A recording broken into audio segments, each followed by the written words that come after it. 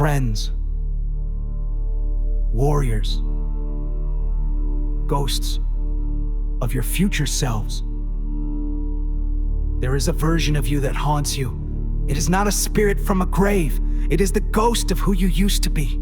It lives, not in your past, but in the minds of others. It is the you they are comfortable with, the you they have filed away, the you of your past mistakes, your old limits, your former weaknesses.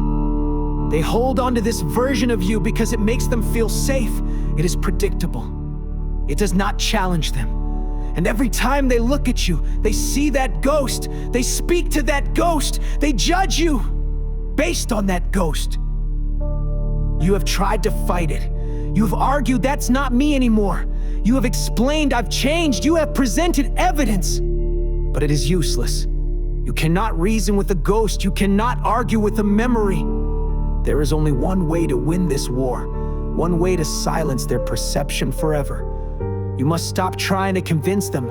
You must undertake a task so brutal, so total, that their memory of you becomes a laughable fiction. You must kill your old self, and in doing so, you will make their version of you die from within.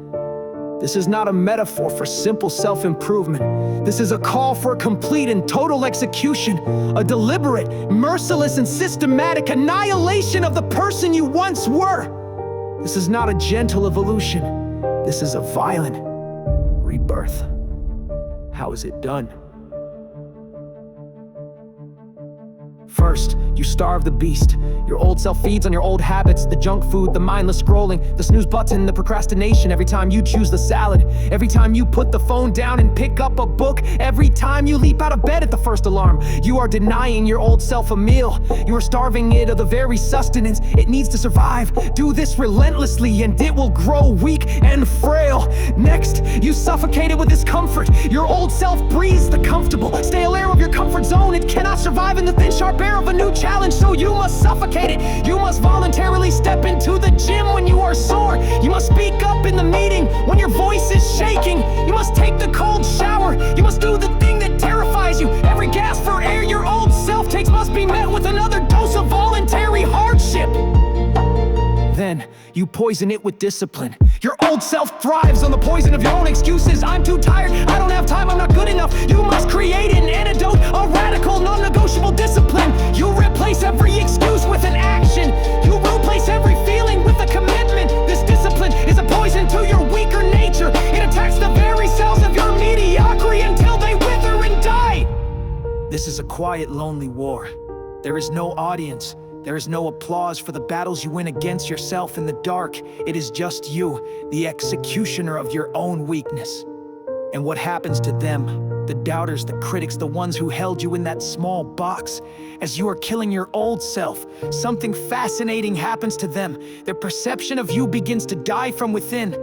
The ghost they keep trying to see has no resemblance to the person standing before them. Their criticisms become hollow because the target no longer exists. Their condescending remarks sound absurd. The box they built for you has been shattered, and its pieces lie at the feet of a stranger they no longer recognize. They will look at you, and their minds will short-circuit. The person they thought they knew is dead, and they will have no choice but to confront the formidable discipline and powerful individual you have become. You will not have to say a word. Your presence will be your statement. Your new reality will be their defeat. This is not about revenge. This is about rebirth. The death of their perception is merely a side effect of your glorious transformation. So go now, become the assassin of your own limitations. Make your old self a memory. Let the ashes of who you were be the soil for who you are becoming. Let them look at you and see a ghost. Not the ghost of who you were, but the ghost of the person they thought they could keep down.